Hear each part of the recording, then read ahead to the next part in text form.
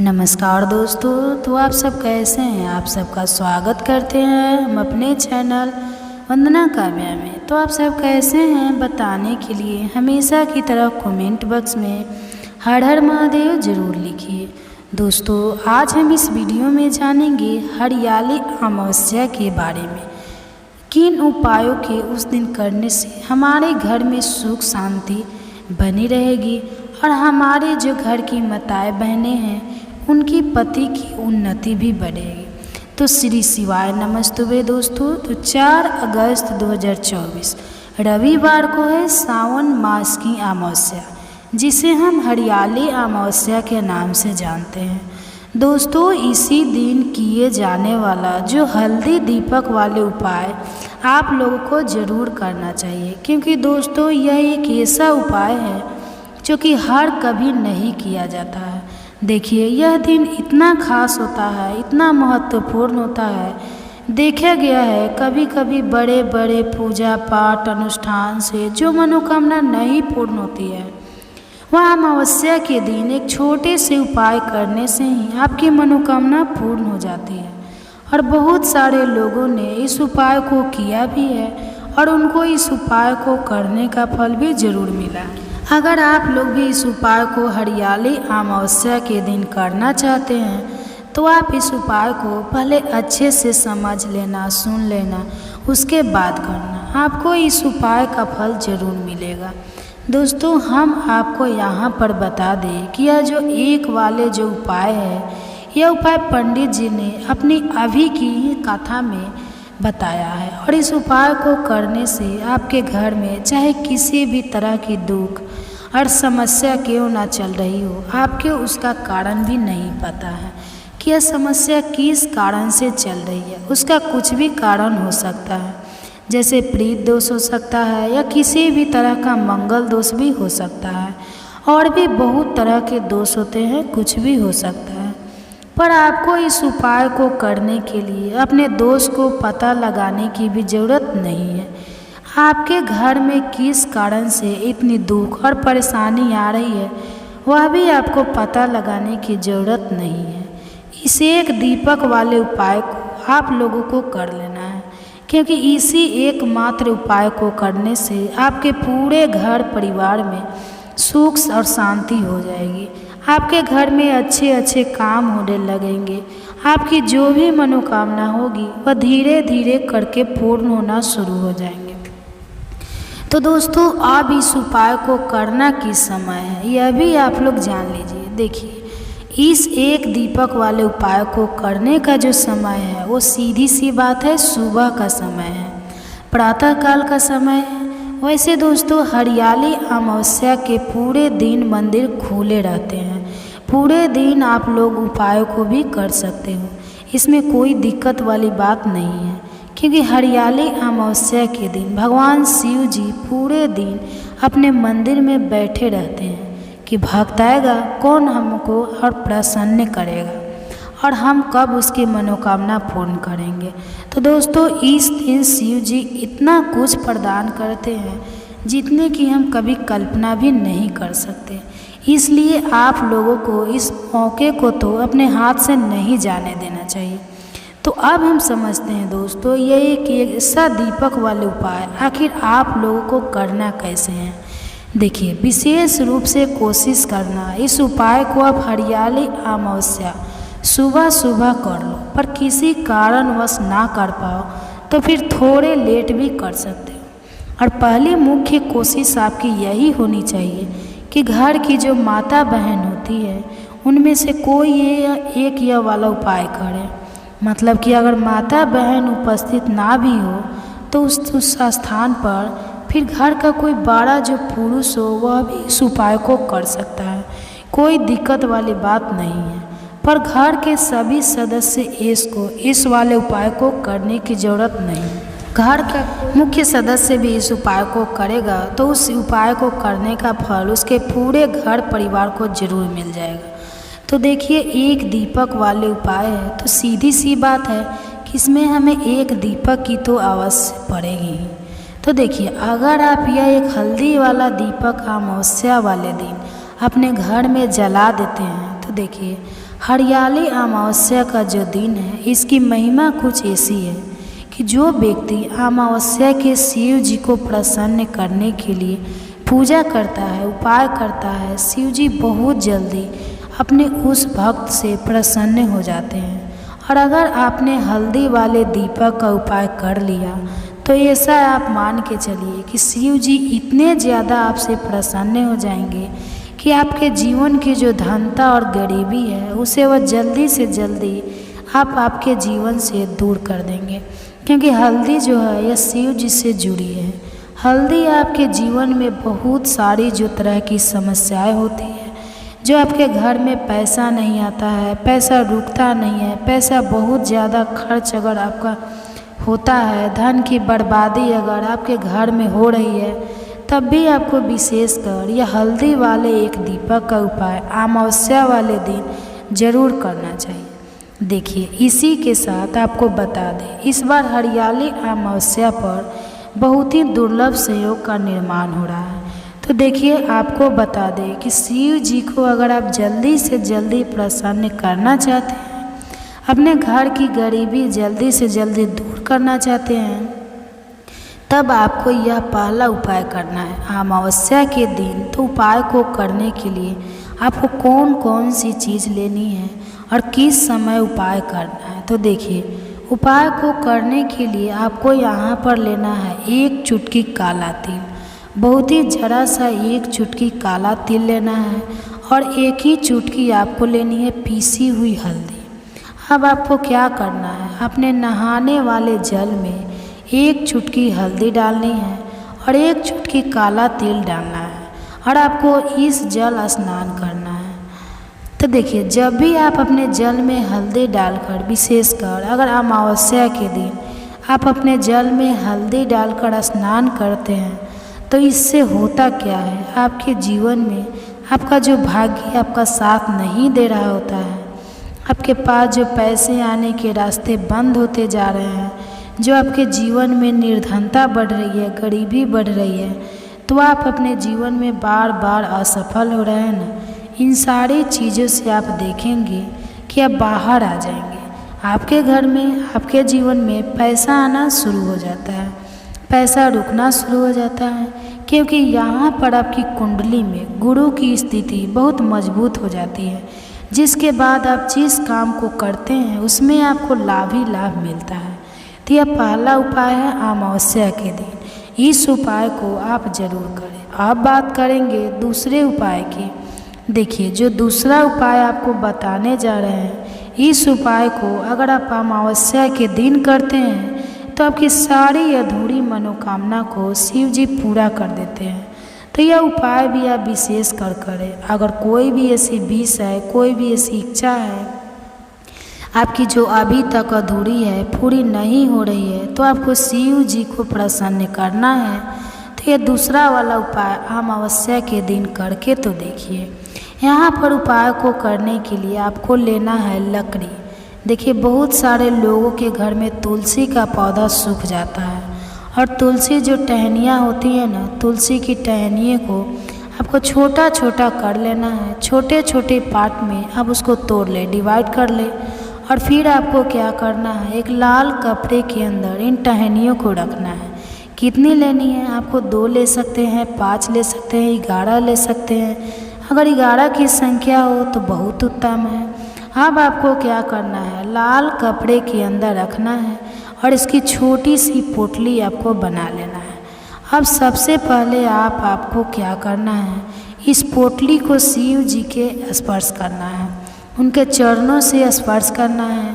उसके बाद आपको यह पोटली अपने घर में या तो अपने घर के मुख्य दरवाजे पर आपको इसको टांगना है। अंदर की तरफ टांगे, बाहर की तरफ नहीं।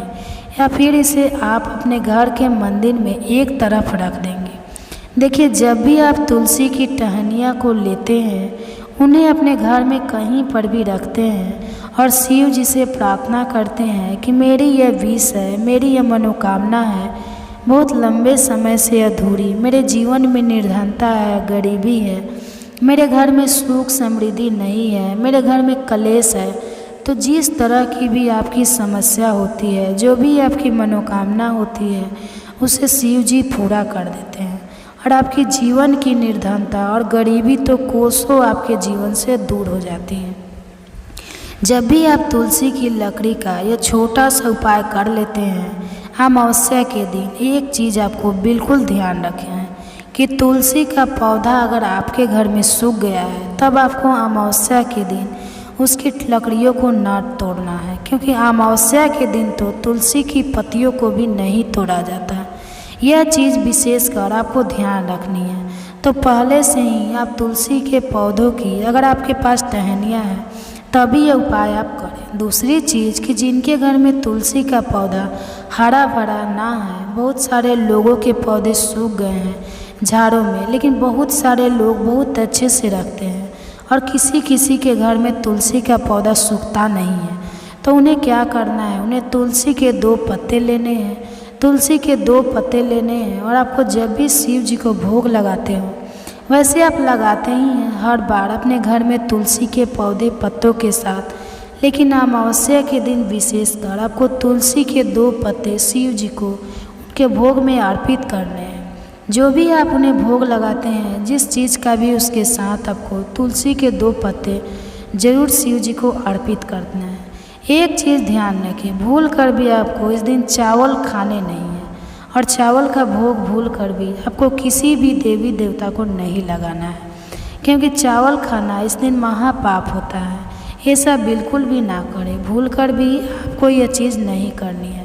तो देखिए, जब भी आप तुलसी के 2 पत्ते शिव जी को अर्पित करते हैं, उनके भोग में उन्हें देते हैं, तो इससे क्या होता है कि शिव जी आपसे बहुत ज़्यादा प्रसन्न हो जाते हैं और आपके जीवन के चाहे जिस तरह के भी दुख हो, फिर आप अपने जीवन के वह दुख अगर शिव जी से कहते भी नहीं है ना, आपके बिना कहे ही आपके जीवन के सारे दुख के वह दूर कर देते हैं। तो चलिए दोस्तों, आज हम इस वीडियो में जानेंगे 5 महत्वपूर्ण बातें जो आपको सावन में ध्यान रखनी है, जो आपके द्वारा गलती नहीं होनी चाहिए। तो दोस्तों, आप लोग ध्यान से बातों को समझ लीजिएगा। जो लोग नहीं जानते होंगे उनके लिए बहुत अधिक लाभकारी होगा। तो चलिए वीडियो को शुरू करते हैं। इससे पहले दोस्तों, अगर आपको मेरा वीडियो पसंद आता है तो प्लीज़ आप मेरे चैनल को सब्सक्राइब कर दीजिएगा, बेल आइकन को प्रेस कर दीजिएगा, जिससे कि मेरे वीडियो के नए नोटिफिकेशन आप सभी के पास सबसे पहले पहुँचे। तो चलिए शुरू करते हैं और सभी महत्वपूर्ण बातें जान लेते हैं। तो सबसे पहले दोस्तों, आपको बता दूं, जैसा कि आप लोग को मालूम ही है कि सावन का पावन और पवित्र महीना चल रहा है। तो दोस्तों, इसके लिए कई वीडियोस डाल चुकी हूँ। हमारे चैनल पर हर प्रकार के सावन का वीडियो है, तो आप उसके चेकआउट करें और वीडियो का पूरा लाभ लें। तो दोस्तों, हम आपको रुद्राभिषेक के लिए मैं बताई थी, बनाकर अभिषेक करने के लिए कुछ लोगों का प्रश्न है कि रुद्र क्या होता है, रुद्राभिषेक क्या होता है। तो देखिए, मेरे चैनल पर वीडियो है, मैं आटा से बनाकर समझाई हूँ। अगर आप लोग चाहें तो उसको देख लीजिएगा। अगर मिट्टी मिल जाएगा तो कोशिश करूँगी कि आप लोगों के साथ वीडियो शेयर करूँ। तो आप लोग मेरे नाम से सर्च कीजिएगा वंदना काव्या और रुद्राभिषेक के लिए, तो ज़रूर वीडियो मिल जाएगा। तो यह क्लियर हो गया। चलिए अब हमारे जो नियम हैं वो जान लेते हैं। तो सबसे पहले आपको ध्यान रखनी है, सावन के महीने में मैं एक वीडियो बनाई थी बहुत पहले, और वह वीडियो मेरा बहुत अधिक लोगों ने पसंद किया था। उस वीडियो को ऐसे तो अभी यूट्यूब पर मिल जाएंगे, तो वह नियम थे जो मैं वीडियो शेयर की थी, आप लोग जाकर देखिएगा। पति को ऊंचाई पर पहुंचाने के लिए क्या नियम विधि है। तो वीडियो जब डाली थी, मतलब लोगों ने बहुत अधिक तारीफ़ किया था कि पुराने ज़माने के जो नियम हैं, तो मैं उसी में बताई थी कि हमें मतलब किसी भी प्रकार के जब हम भोजन बनाते हैं तो उसमें हल्दी हमें ज़रूर डालनी चाहिए। बिना हल्दी का हमें भोजन नहीं बनानी चाहिए, ठीक है। तो वह साग बनाए या उपवा बनाए या कुछ भी आप बनाते हैं, थोड़ा सा हल्दी तो हमें ज़रूर डालनी है।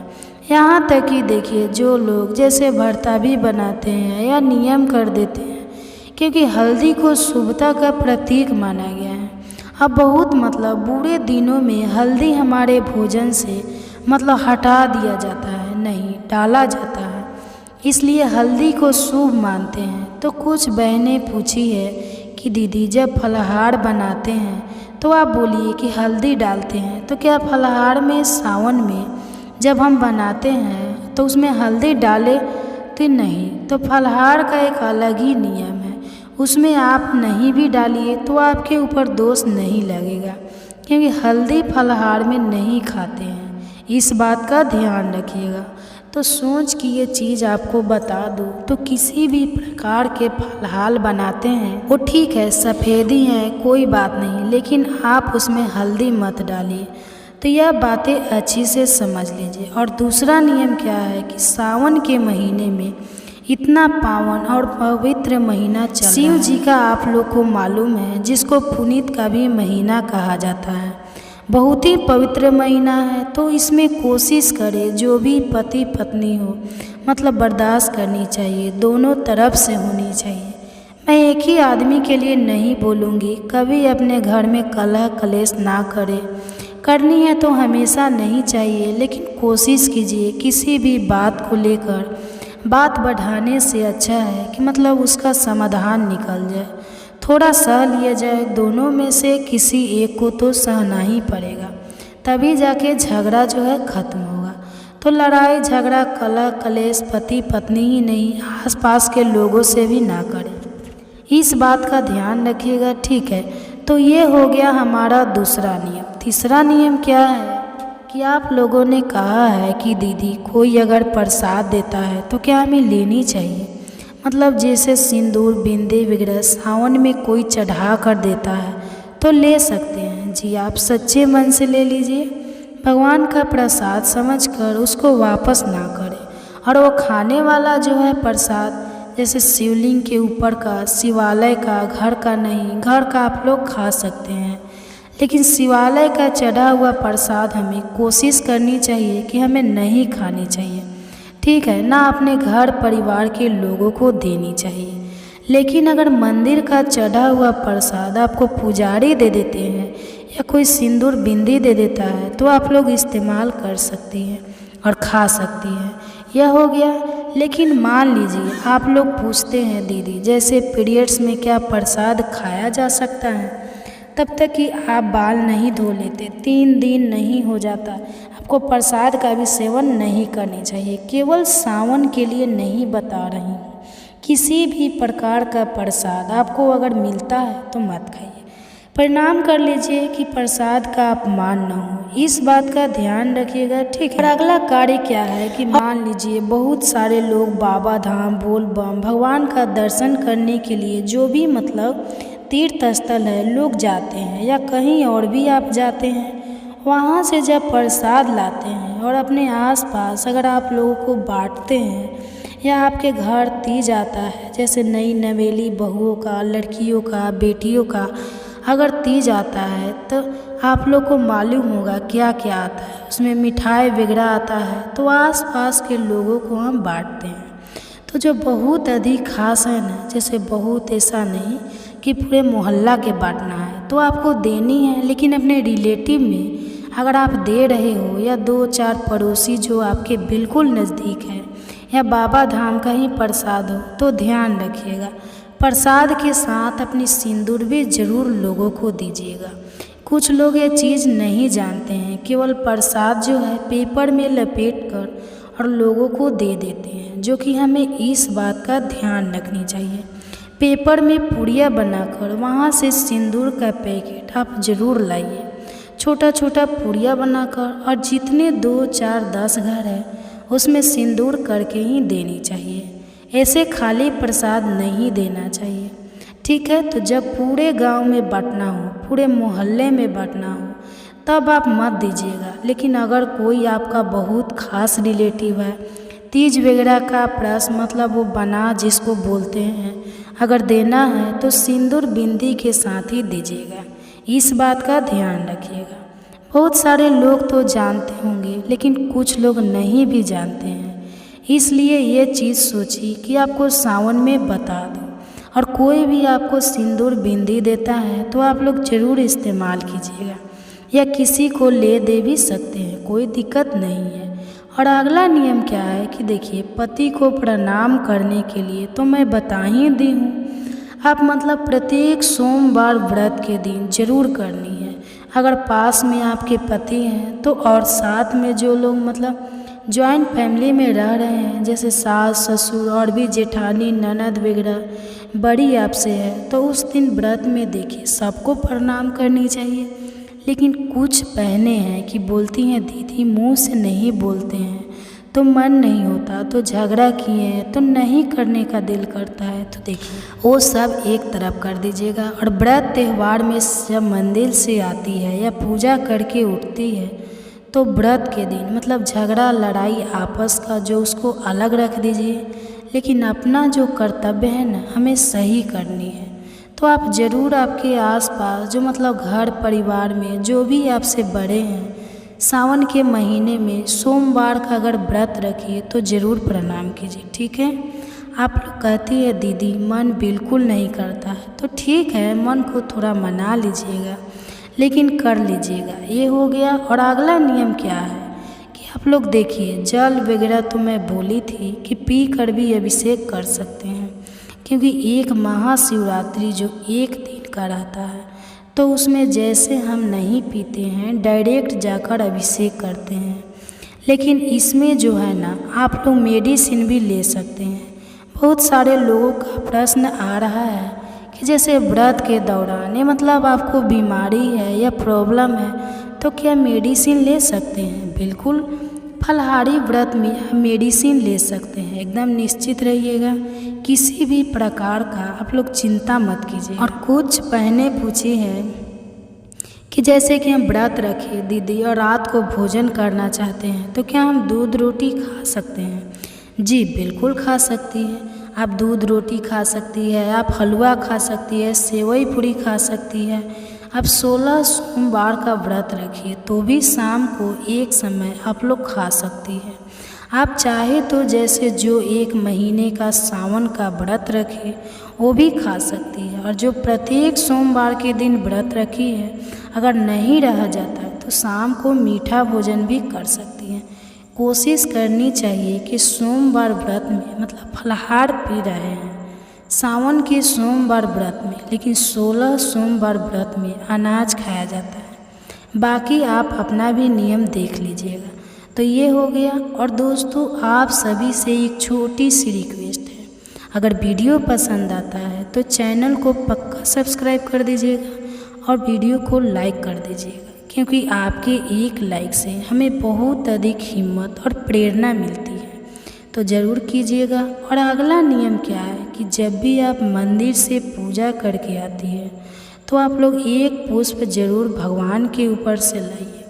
किसी भी शुभ यात्रा पर अगर आप लोग जाते हैं तो फूल को अपने साथ ले जानी चाहिए, ज़रूर रख लीजिए। यह नियम तो मैं पहले बहुत ही बता चुकी हूँ, फिर भी याद दिला दे रही हूँ। जो लोग नहीं भी लाए होंगे पिछले सोमवार को तो इस बार जो है ला लेंगे। तो सोमवार व्रत उस दिन भी आप लोग ला सकते हैं।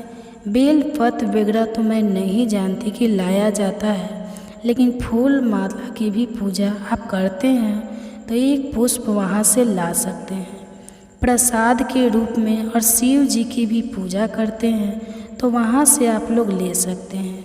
और माता पार्वती को सिंदूर लगाकर वही उंगली अपने मांग में ज़रूर भर लीजिए। व्रत रखी है तो घर में भी और मंदिर में भी अगर वहाँ माता की प्रतिमा है, फोटो है, तो वहाँ भी यह कार्य आप लोग कर लीजिए। और अगला नियम सबसे महत्वपूर्ण ध्यान आपको क्या रखनी है कि पूजा कीजिएगा तो इतना समय मत लगाइए कि पीछे के लोगों को देर हो जाए, सबको मौका दीजिए। कुछ लोग ऐसे वहाँ बैठ जाते हैं ना, जैसे लगता है कि शिव जी को पकड़ लेंगे, हटते ही नहीं है। इधर प्रणाम, उधर छूना, उधर ऐसे करना आपको नहीं करना चाहिए। जहाँ भी रहे समझदारी से काम लें। सबके लिए सोचती है व्रत का, तभी आपको पूर्ण फल मिलेगा, लाभ पूरा मिलेगा। जब सबके लिए सोचिए, बहुत सारे जेंट्स लाइन में लगे रहते हैं ऑफिस का देर हो रहा है और महिलाएं जो है ना शिव जी को लगता है कि एकदम छोड़ेगी नहीं, पकड़ ही लेगी, तो ऐसा आपको नहीं करनी चाहिए। अगर आपकी वजह से कोई भक्त जो बिना पूजा का चले जाते हैं, जिनका देर होगा वो तो चले ही जाएंगे, तो उसका दोष आप ही को लगेगा। तो मतलब इसलिए लाइन देखकर और ग्राउंड फिर देखकर ही हमें पूजा करनी चाहिए। बहुत अधिक समय मत लगाइए, सबको मौका दीजिए। इस बात का हर महिला और लड़कियां ध्यान रखें, नहीं तो कुछ लोग इतना ही प्रणाम करने लगते हैं जितना ज़्यादा कि क्या ही बोलो, और लगता है कि मतलब देख के हेडेक होने लगता है। तो सबके लिए मौका ज़रूर दीजिएगा। मेरा काम है कहना, बाकी आप लोग अपनी समझदारी के हिसाब से कार्य कीजिएगा। तो आशा करती हूँ सभी बातें अभी आप लोगों को समझ में आ गई होगी। तो ये वीडियो मेरा यहीं तक का था, फिर मिलती हूँ एक नए वीडियो में। जितने भी सावन सोमवार व्रत पड़ेंगे जो बाकी है, उसमें हमें किन किन बातों का ध्यान रखनी है, कौन कौन सी गलती हमारे द्वारा नहीं होनी चाहिए। और एक चीज़ का आप लोग सबसे अधिक ध्यान रखिएगा, जो लोग भी यह गलती जिनके द्वारा हो जाती है वो आगे से मत कीजिएगा। तो इसी के ऊपर आज का यह हमारा वीडियो है। तो आप लोग बने रहिए मेरे साथ मेरे चैनल पर। अगर आपको मेरा वीडियो पसंद आता है तो प्लीज़ आप मेरे चैनल को सब्सक्राइब कर दीजिएगा, बेल आइकन को प्रेस कर दीजिएगा, जिससे कि मेरे वीडियो के नए नोटिफिकेशन आप सभी के पास सबसे पहले पहुँचे। तो चलिए शुरू करते हैं और सभी महत्वपूर्ण बातें जान लेते हैं। तो सबसे पहला नियम क्या है कि अगर आप लोग सावन सोमवार का व्रत रखिए हैं या मान लीजिए कि शिवरात्रि के दिन ही पूजा करने जा रही है या प्रदोष के दिन ही जा रही है, तो ध्यान रखिएगा कि कभी भी पूजा करने मंदिर जब जाते हैं, कुछ लोग तो जानते हैं यह चीज़ और कुछ लोग नहीं जानते हैं। तो दोस्तों, चमड़ी का चप्पल वगैरह पहनकर आपको मंदिर नहीं जानी चाहिए, इस बात का ध्यान रखिएगा। अगर पहनकर मान लीजिए इमरजेंसी में चले जाते हैं, दूर है कहीं मंदिर वगैरह, तो पैर अपना पक्का धो कर ही मंदिर के अंदर जानी चाहिए, इस बात का ध्यान रखिएगा। वरना कोशिश करें कि मान लीजिए कंकड़ वगैरह पत्थर कुछ चुभ जाए, उससे अच्छा है कि हवाई चप्पल वगैरह आप लोग पहन के जा सकते हैं। और बिल्कुल पास में ही है तो नंगे पाँव ही हमें मंदिर जानी चाहिए, जो कि बहुत ही अच्छा है। लेकिन मान लीजिए कुछ चुभ जाएगा तो लेने के देने पड़ जाएंगे, तो आप हवाई चप्पल पहन सकती हैं। लेकिन चमड़े का चप्पल, चमड़े का बेल्ट, चमड़े का पर्स वगैरह ले जाना मतलब ध्यान रखिएगा, ना ले जाए तो ज़्यादा बेहतर है। और दूसरा नियम है कि मंदिर में जब आप लोग जाते हैं तो घंटी वगैरह ज़रूर बजा दीजिए और भगवान के सामने अर्जी लगा दीजिए मंदिर में कि भगवान जी हम आ गए हैं। और वहाँ पर जो भी आपको उपाय वगैरह करना है तो वह उपाय बता चुकी हूँ, साड़ी चढ़ाने वाला भी और फल चढ़ाने वाला भी।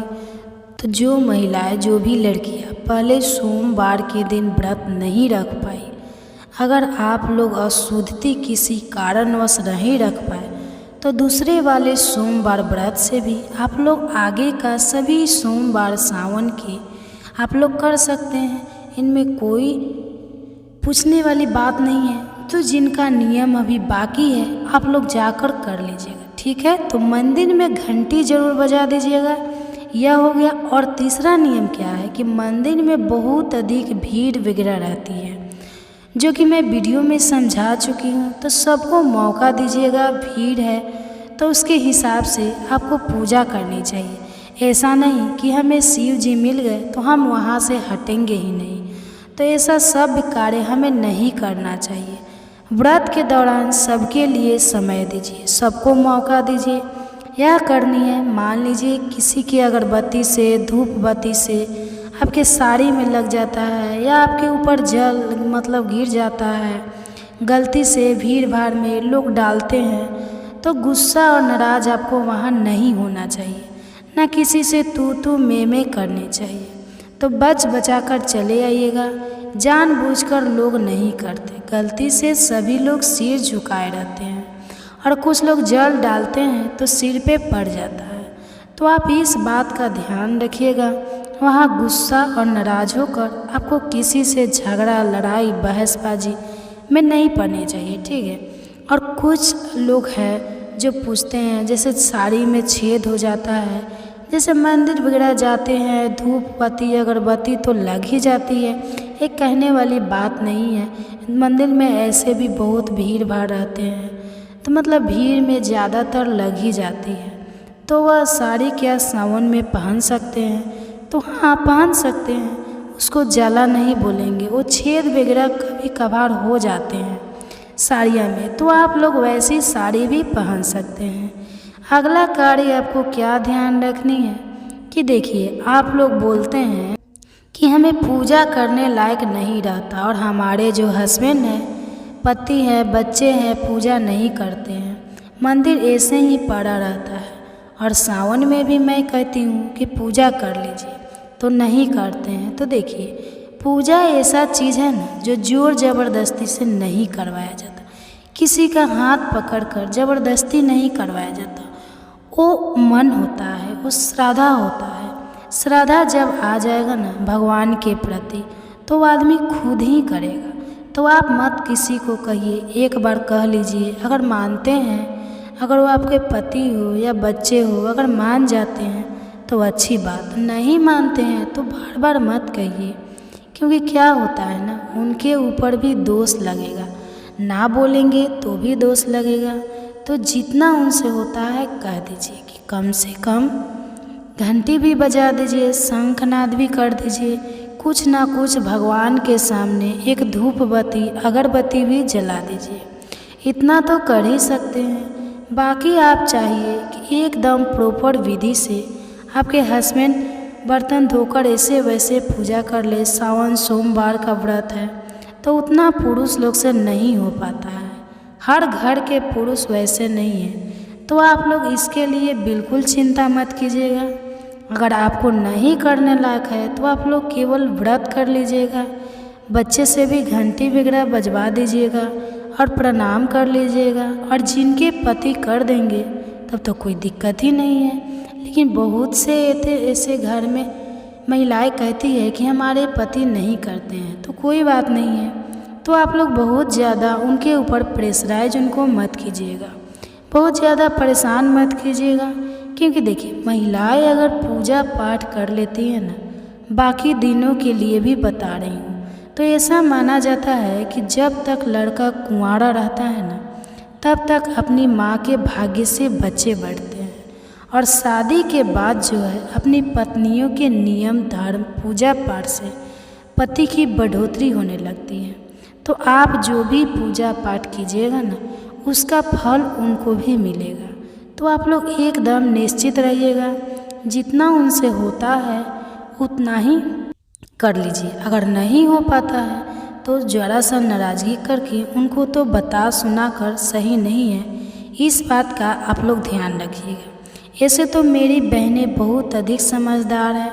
और इससे पहले दोस्तों, अगर आपको मेरा वीडियो पसंद आता है तो चैनल को पक्का सब्सक्राइब कर दीजिएगा और वीडियो को लाइक कर दीजिएगा, क्योंकि आपके एक लाइक से हमें बहुत अधिक हिम्मत और प्रेरणा मिलती है। तो ज़रूर कीजिएगा। ये हो गया अगला नियम। तो आप जानते हैं और नियम। तो और आप लोगों ने पूछा है तो आटा वगैरह खा सकते हैं फलाहार में, तो जी हाँ, आप लोग भी खा सकते हैं। मैं फलाहार के लिए एक वीडियो डाली हूँ, आप लोग चाहे तो चेकआउट कर सकती है। और कुटुट की आटा भी आप लोग खा सकते हैं, वो भी फलाहारी है। सिंघाड़े का आटा, ये सब खाया जाता है। और अगला नियम क्या है कि जो भी बहनें मान लीजिए चाहे तो सावन शिवरात्रि के दिन या प्रदोष के दिन या सोमवार व्रत के दिन, आप लोग भी जो भी सुहागन महिलाएं हैं, आप लोग भी गठबंधन करें तो बहुत ही अच्छा होता है। मतलब लड़कियों के लिए शादी के लिए गठबंधन किया जाता है। और सुहागन महिलाएं, पति पत्नी का जो संबंध है ना, मधुर बना रहे, सही से चले, भगवान का आशीर्वाद मिले, तो हमें ज़रूर गठबंधन करनी चाहिए। रक्षा सूत्र का अलावा से आप लोग भी कर सकती हैं। कोई बड़ा चीज़ नहीं है। हर महिलाएं चाहे तो गठबंधन भी कर सकती हैं।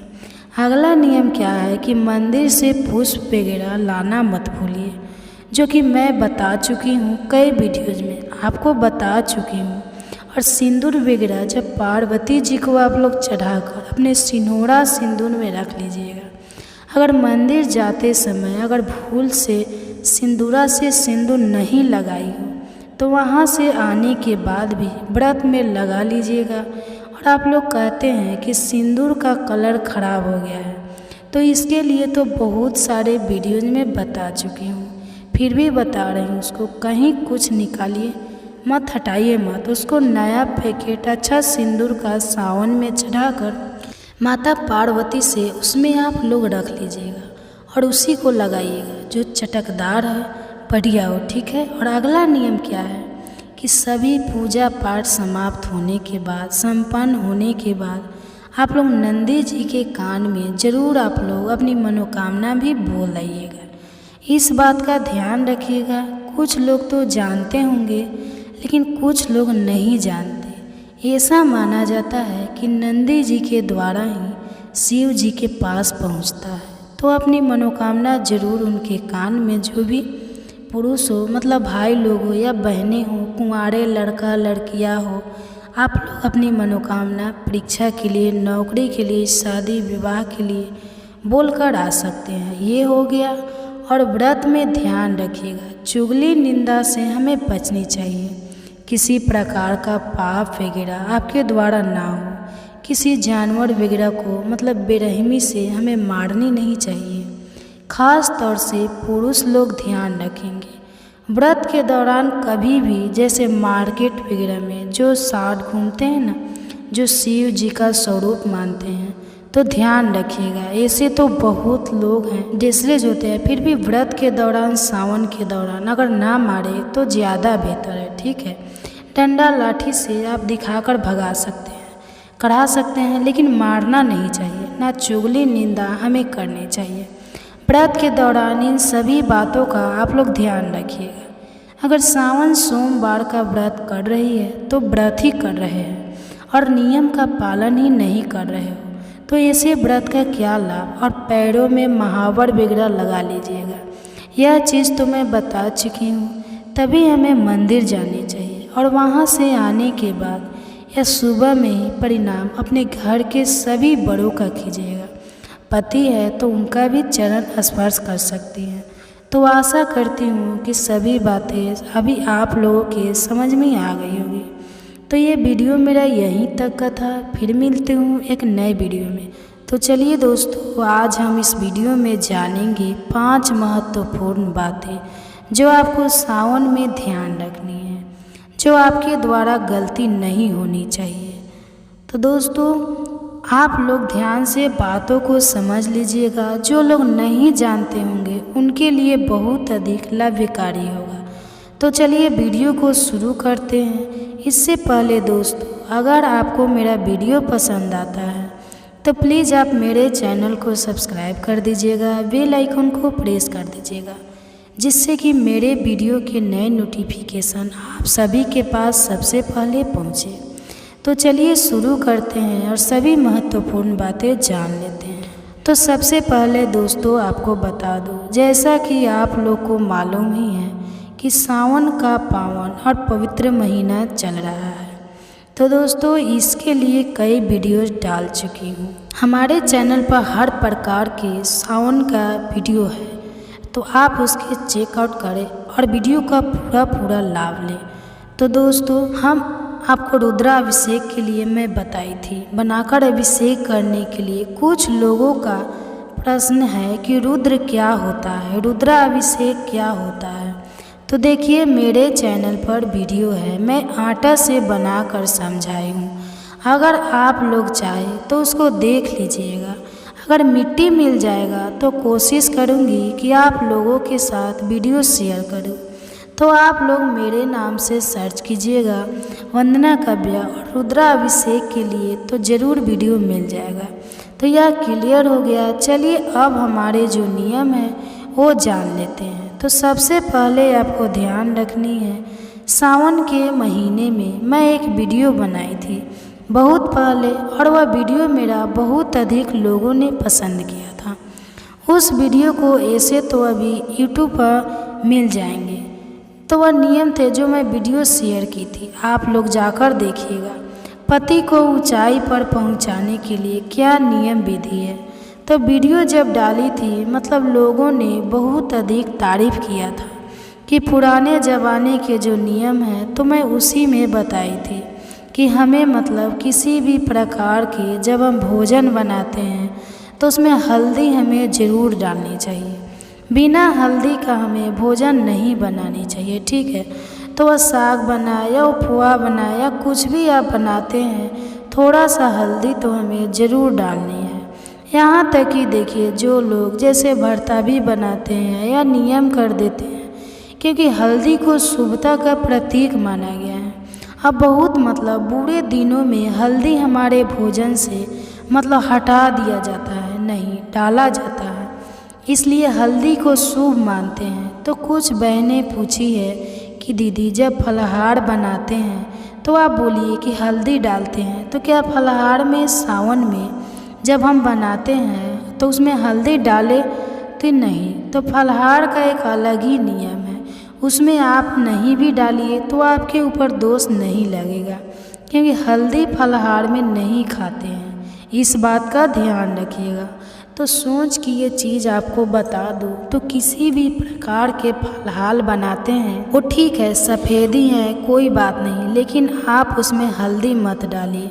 तो यह बातें अच्छी से समझ लीजिए। और दूसरा नियम क्या है कि सावन के महीने में इतना पावन और पवित्र महीना चल रहा है। शिव जी का आप लोग को मालूम है, जिसको पुनीत का भी महीना कहा जाता है, बहुत ही पवित्र महीना है। तो इसमें कोशिश करें जो भी पति पत्नी हो मतलब बर्दाश्त करनी चाहिए, दोनों तरफ से होनी चाहिए।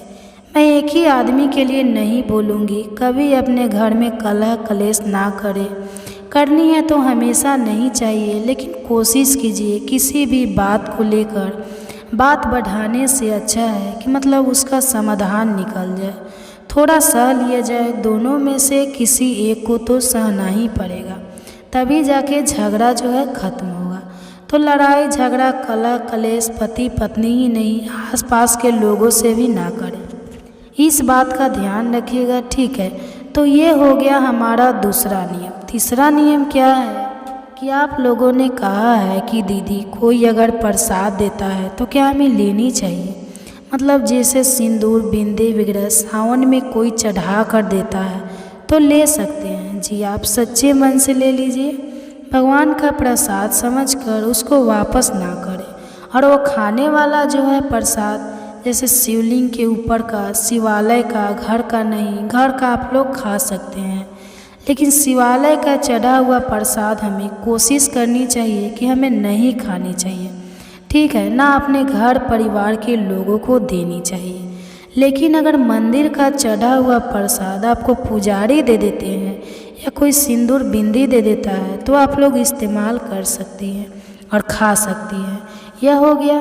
लेकिन मान लीजिए आप लोग पूछते हैं दीदी जैसे पीरियड्स में क्या प्रसाद खाया जा सकता है, तब तक कि आप बाल नहीं धो लेते, 3 दिन नहीं हो जाता, आपको प्रसाद का भी सेवन नहीं करनी चाहिए। केवल सावन के लिए नहीं बता रही हूँ, किसी भी प्रकार का प्रसाद आपको अगर मिलता है तो मत खाइए, प्रणाम कर लीजिए कि प्रसाद का अपमान न हो, इस बात का ध्यान रखिएगा, ठीक है। और अगला कार्य क्या है कि मान लीजिए बहुत सारे लोग बाबा धाम बोल बम भगवान का दर्शन करने के लिए जो भी मतलब तीर्थ स्थल है लोग जाते हैं या कहीं और भी आप जाते हैं, वहाँ से जब प्रसाद लाते हैं और अपने आसपास अगर आप लोगों को बांटते हैं या आपके घर तीज आता है, जैसे नई नवेली बहुओं का, लड़कियों का, बेटियों का अगर तीज आता है तो आप लोग को मालूम होगा क्या क्या आता है, उसमें मिठाई वगैरह आता है, तो आसपास के लोगों को हम बांटते हैं।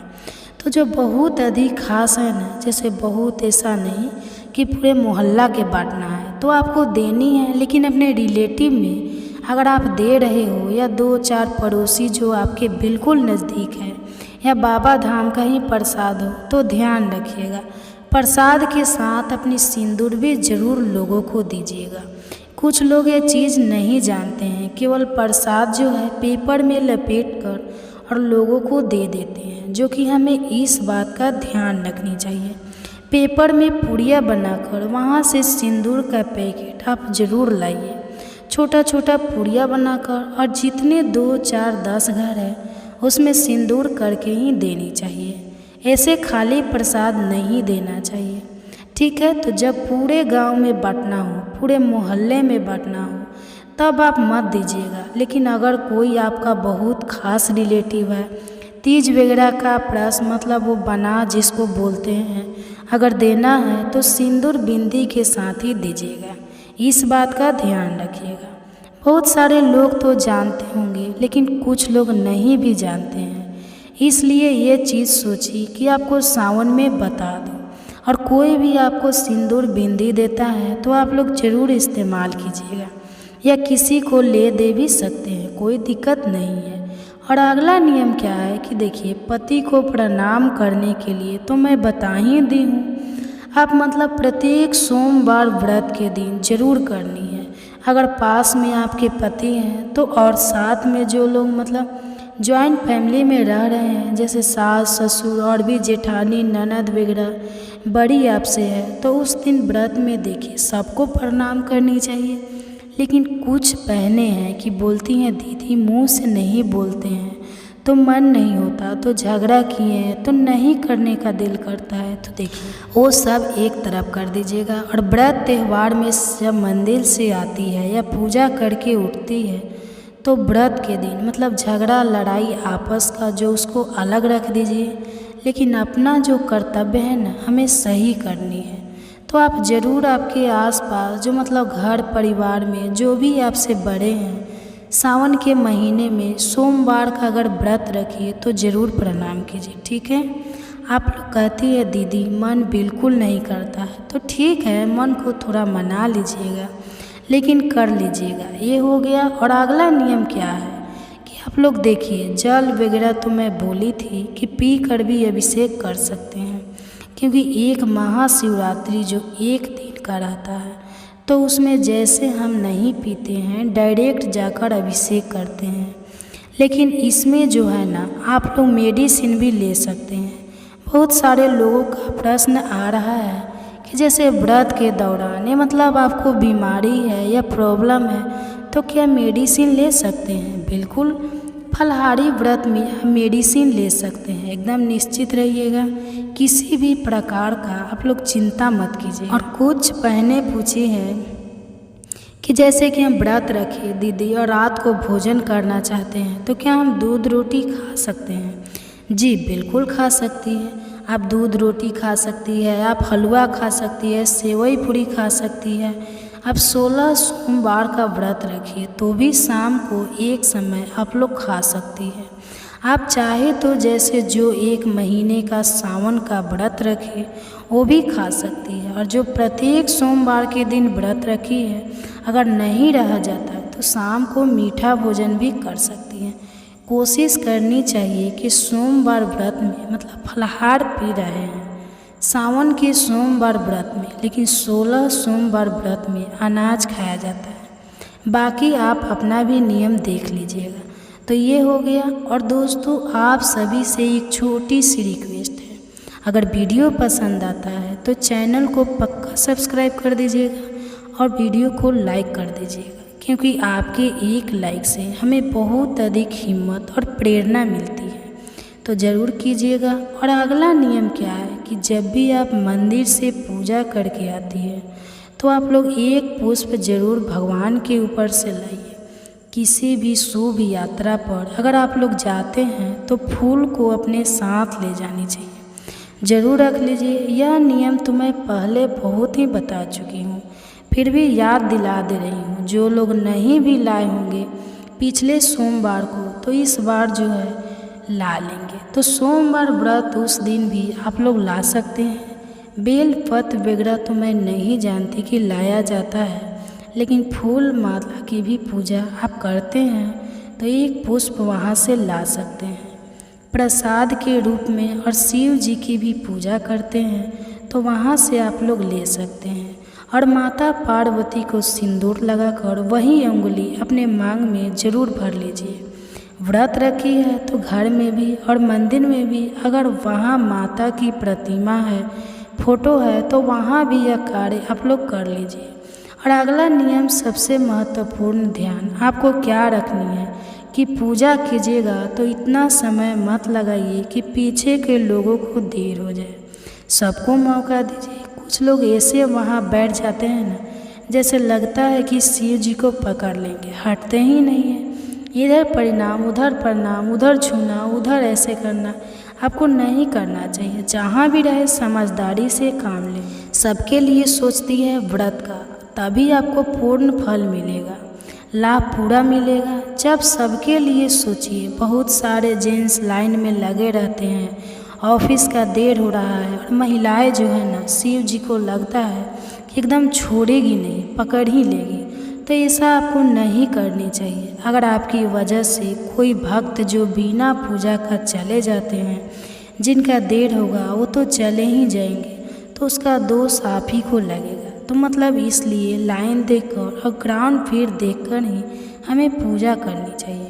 बहुत अधिक समय मत लगाइए, सबको मौका दीजिए। इस बात का हर महिला और लड़कियां ध्यान रखें। नहीं तो कुछ लोग इतना ही प्रणाम करने लगते हैं जितना ज़्यादा कि क्या ही भूलो, और लगता है कि मतलब देख के हेडेक होने लगता है। तो सबके लिए मौका ज़रूर दीजिएगा।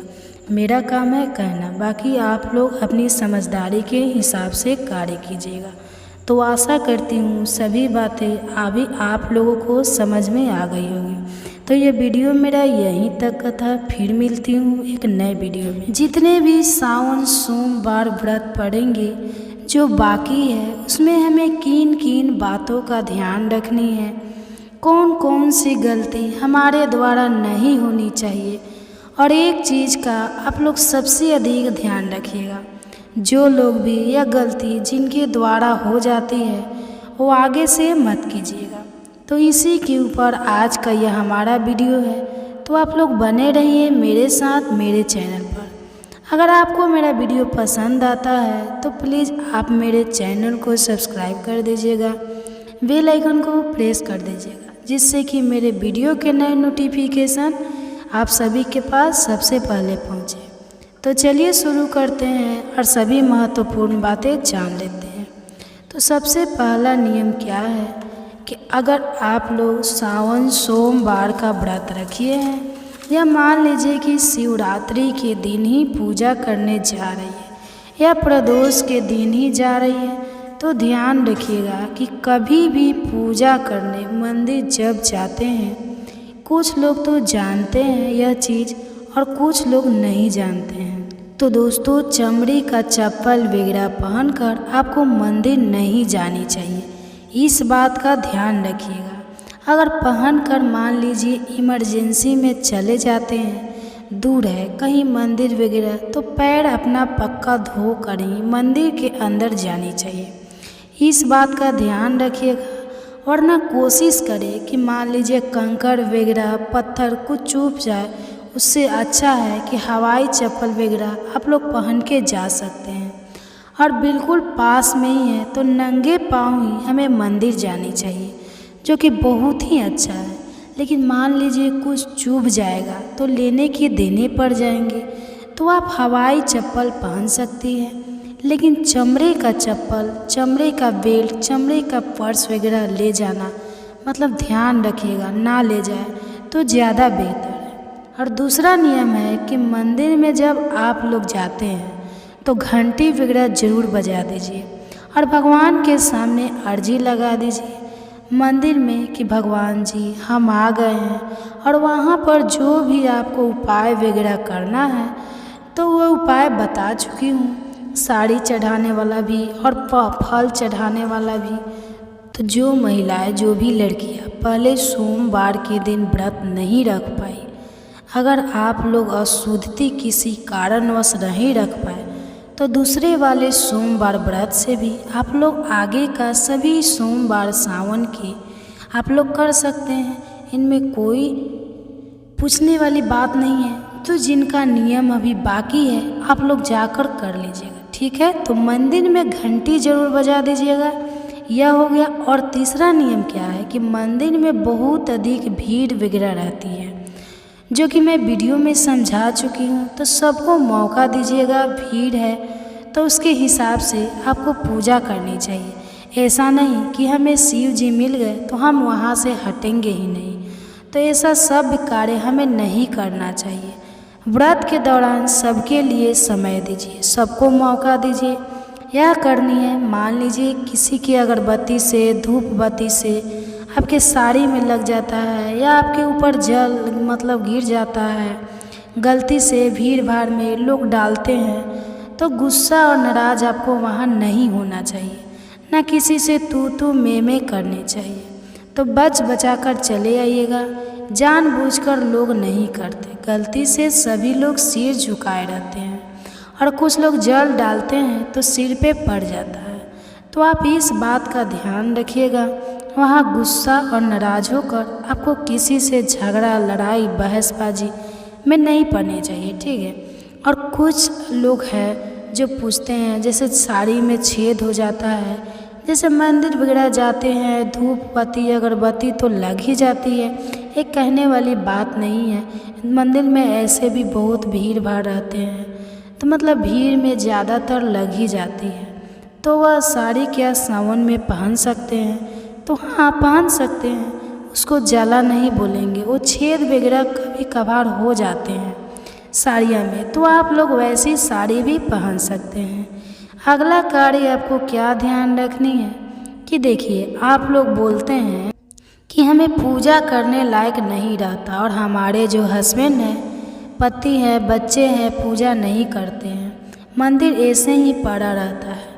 और सावन में भी मैं कहती हूँ कि पूजा कर लीजिए, तो नहीं करते हैं। तो देखिए, पूजा ऐसा चीज़ है ना जो ज़ोर ज़बरदस्ती से नहीं करवाया जाता, किसी का हाथ पकड़कर ज़बरदस्ती नहीं करवाया जाता। वो मन होता है, वो श्रद्धा होता है। श्रद्धा जब आ जाएगा ना भगवान के प्रति, तो वो आदमी खुद ही करेगा। तो आप मत किसी को कहिए, एक बार कह लीजिए। अगर मानते हैं, अगर वो आपके पति हो या बच्चे हो, अगर मान जाते हैं तो अच्छी बात, नहीं मानते हैं तो बार बार मत कहिए, क्योंकि क्या होता है ना, उनके ऊपर भी दोष लगेगा, ना बोलेंगे तो भी दोष लगेगा। तो जितना उनसे होता है कह दीजिए कि कम से कम घंटी भी बजा दीजिए, शंखनाद भी कर दीजिए, कुछ ना कुछ भगवान के सामने एक धूप बत्ती अगरबत्ती भी जला दीजिए।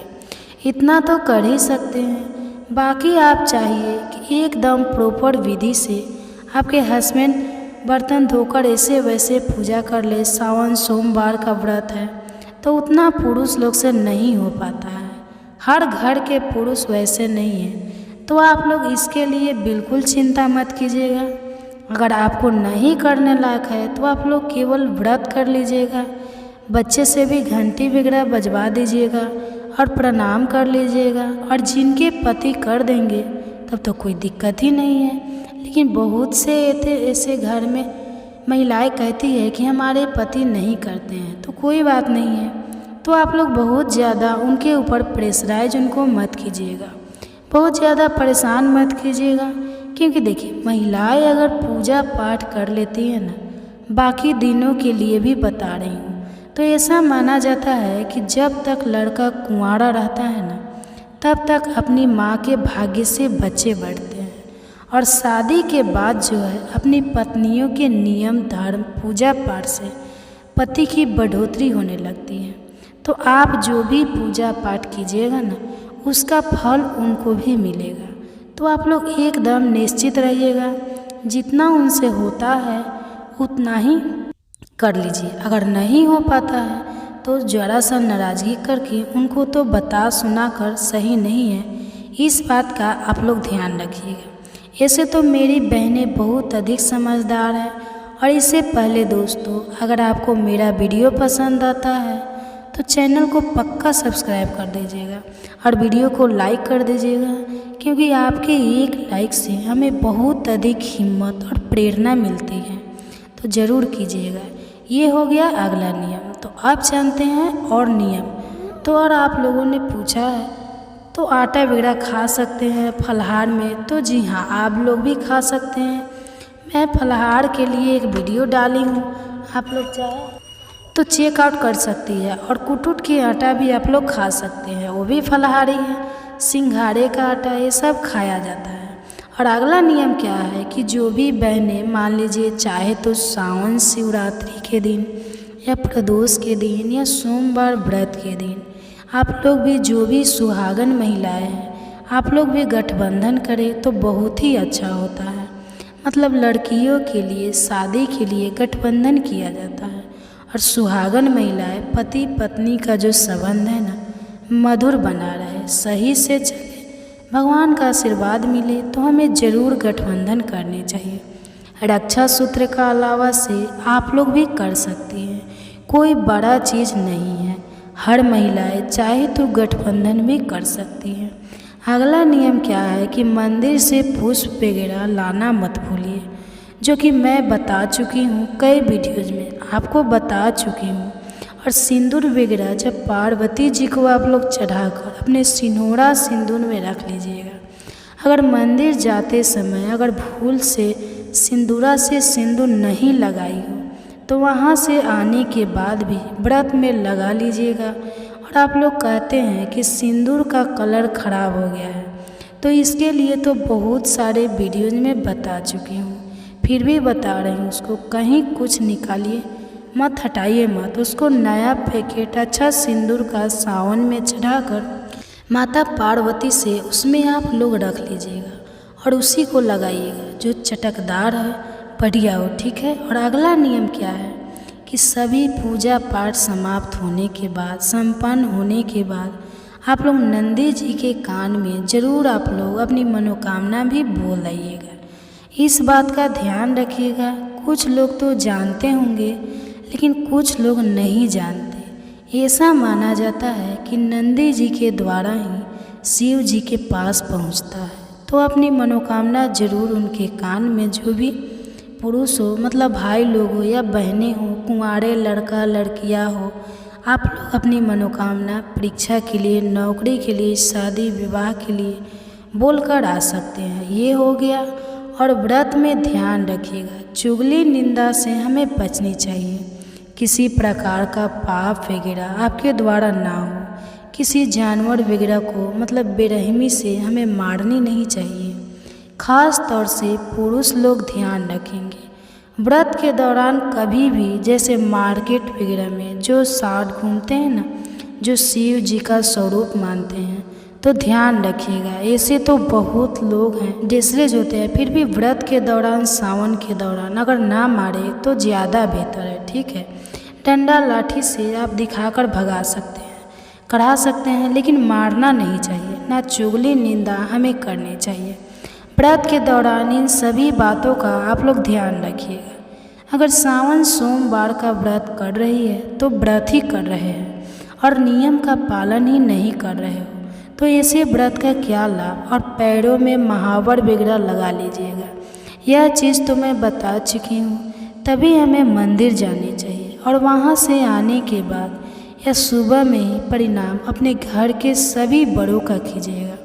पति है तो उनका भी चरण स्पर्श कर सकती हैं। तो आशा करती हूँ कि सभी बातें अभी आप लोगों के समझ में आ गई होगी। तो ये वीडियो मेरा यहीं तक का था। फिर मिलते हूँ एक नए वीडियो में, तब तक के लिए धन्यवाद।